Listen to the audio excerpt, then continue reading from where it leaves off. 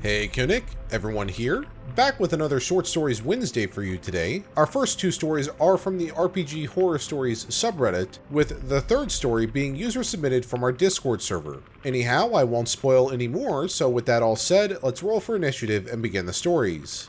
Story number 1. Dude, hit points aren't temporary hit points.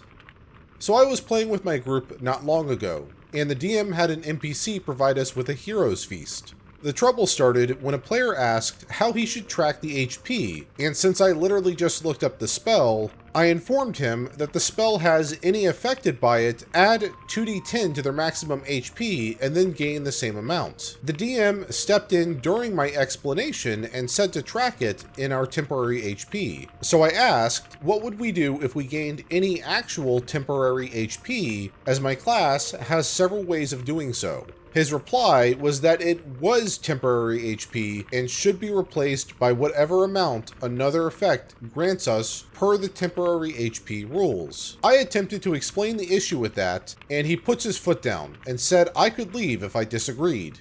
Now, I understand that a DM has final say when adjudicating a rule, but he didn't say that he was ruling it as temporary HP, but that it just was as per the spell. So naturally I felt cheated since I had abilities that would allow me to get temporary HP, but that would now negate the boon from Hero's Feast. So I guess I'm venting / looking for either confirmation that I was right and he was being just a tad bit of a wang rod, or that I'm being petty and should let it be. Story number 2. DM abandons campaign after we refuse to fall into the same trap over and over again. This was some years ago in 4th edition. We were running a campaign mostly through Underdark, with 4 players and the DM, around level 8 to 10. Overall, the campaign was good. However, the distribution of magic items was not. The DM had a fixation on making any magical item that dropped be cursed, and not mild curses. Debilitating and deadly ones were what they liked. Our first item was an axe. When our teammate picked it up, he had to roll a will saving throw, with a DC beyond what a 20 would grant. When he failed, he immediately began attacking his teammates in a bloodthirsty rage. He was immune to all status effects, as we found out when attempting to paralyze and sleep him. There was no save and no solution. We were only able to get him to stop attacking after killing the player. Even his unconscious body would fight us. The next item was a small ring, an unassuming chest buried with a chest in a rock on a small underground island. Activating the ring turned you to stone permanently. I should also mention, we didn't have a cleric with us, but I don't remember how easily they can deal with status effects in 4th. Our last item was an amulet I was forced to activate via will save. It summoned a skeleton that immediately turned around and attacked me. It wasn't very dangerous, so we experimented a bit. It wasn't useful in combat, because at best we could figure all the amulet did was summon a skeleton that attacked the person who summoned it. At this point, we stopped picking up items. We had so far not found anything that was a net boon for the group. All the items we found seemed to want to kill us in some way. So, we as a group opted to not take any more items from this cursed place. We bypassed several items the DM was even going out of his way to describe their opulence and divine wonder of one, a chalice, but we would not have it. Be careful, boys! The more extravagant the item, the more horrible the curse. A halberd, a magic book, suits of armor, all radiating magic, all ignored. After about 3 to 4 sessions, the DM began canceling on us, sometimes the day of.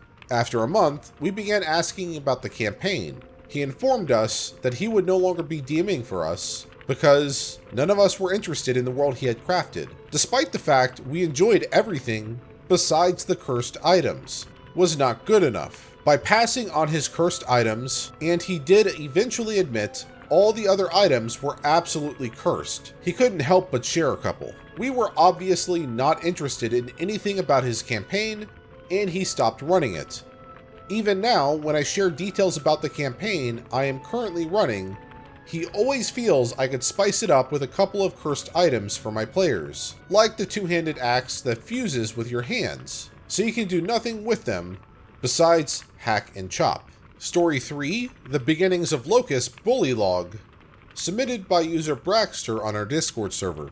Meet Lockus Bulilug, who is a Godian, a simple humanoid cyclops who, by an act of fate, was blessed with good fortune, and that fortune gave him a rather unique and random magic.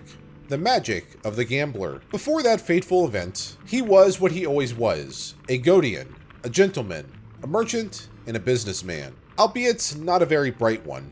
Lockus's journey began with him going out to make his own fortune. To be respected by the family, he began trading rare and valuable goods for a decent chunk of gold. But on his first trip, was ambushed by a one-handed goblin bandit named Cito. Cito, via coercion, made him his employee. They went to the designated town to deliver the goods, and that's when things got strangely nice for Lockus, even through his lack of insight in unorthodox ways. You see, dear viewers, during 1 week he managed to get a ton of gold, find a party to adventure with, find even more treasures, helped an orc camp with an issue they were having, invested in a spa where, while he was in a mud bath, an assassin killed the owner and caught him completely naked. Or at least that's how the newspapers told it. Befriended the mafia, defeated a witch because she was using a plague to, and I quote, kill my possible clients, find a conspiracy via his understanding of trade and business, even more miraculous given his 6 intelligence,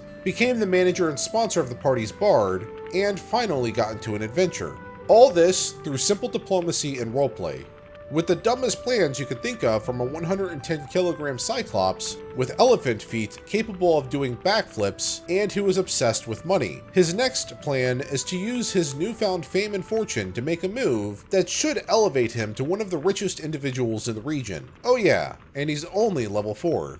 End posts. So as for this last story, I'm not going to go too much on it, but the class he is speaking of was completely homebrew for the campaign, and it's hilarious to look at. So if you're interested in taking a look at it, you can head over to our Discord server and go to the story suggestions section, and there should be a link somewhere up there about the Gambler class. As for the 2 D&D horror stories, I think the first one, it sounded more like Dungeon Master Confusion, but in the end, the Dungeon Master does have final say, so I would have really just taken it as it was and maybe discussed it with the Dungeon Master in private after the fact. And as for the second story, what can I say? Some Dungeon Masters are really just one-trick ponies. They know one thing only, and that's it. In this case, he only knew how to trick players with cursed items. And if he can't get any more creative than that, and doesn't take criticism very well, it was probably a blessing in disguise that he did what he did. Anyhow, that's it for these stories. As always, the source of them is in the description below. And if you like the stories and you want to see more videos just like this, be sure to hit that subscribe button and bell notification icon to be notified of my future videos. Anyhow, while you wait for those future videos, here are a few related videos that you can watch in the meantime.